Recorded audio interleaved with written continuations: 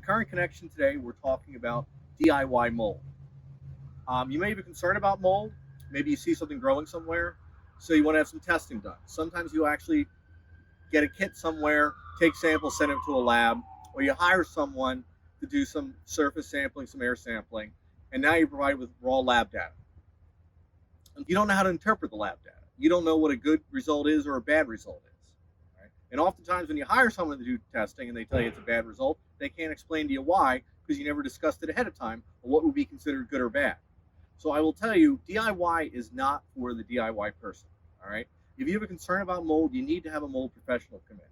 A mold professional is going to assess your concerns, test the areas that you think you may have issues, and then explain what the results are to quantify them. Quantifying them is basically explaining, all right, it's growing here. You know why this type of mold is growing here? Because it needs this type of moisture and it likes to feed on this type of surface.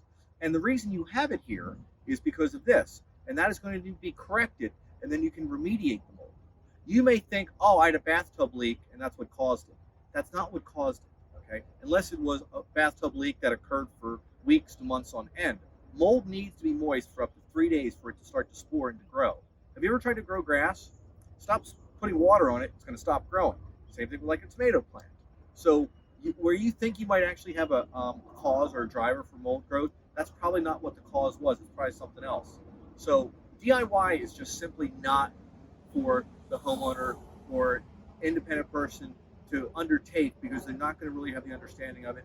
And you're not going to become a mold expert watching videos online like this or even reading stuff online.